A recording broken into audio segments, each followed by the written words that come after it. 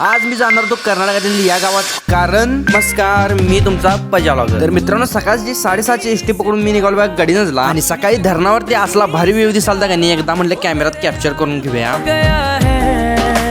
पुन्हा आणि बेंगलोर हायवे झाला की नाही, तेव्हापासून हायवेच काय कळणार झालता. खालनं पण हायवे होता आणि वरनं पण हायवेच दिसाल. हायवे करताना की नाही मातीचं किती थर लावले तिथनं ते सगळं दिसाल. मी लई वर्ष तिकडे जाय पण नव्हतो, परंतु बेळगावचं स्टँड आता नवीन झालं. मॉल मध्ये गेल्यासारखं कसं एका बाजून दुकान असतं की नाही, तसं बेळगावच्या स्टँड वरती अशी दुकानं केल्यात बघा. तर धारवाड मधल्या की नाही आम्ही नवीन बस स्टँड पाशी पोहोचलेला आणि आम्ही वाट बघत उभारलो ती वडाप नाही तर इष्टीची. शेवटी आपल्याला वडापची गाडी मिळाली आणि आम्ही निघालो आपल्या गावात जाण्यासाठी. आपल्या गावात एंट्री करताना जशी कमान असते की नाही, तशीच त्यांच्या इथं देवांची कमान असते. आम्हाला या गावात यायचं होतं आणि आजारी पेशंटने बघायचं. पेशंटला बघून का नाही मी गेलो मामाच्या घरला आणि मामाच्या गाडीवर ना आम्ही दोघं जण निघालो. ते म्हटलं की धारवाड. मग आमच्या आजाला आणि की नाही मामाच्या पोरग्याला बाय करून आम्ही निघालो गावाला येण्यासाठी. आणि जर तुम्हाला जर व्हिडिओ आवडला असेल तर लाईक आणि कमेंट करा, आणि जर व्हिडिओ खरोखरच आवडला असेल तर फॉलो करून जावा.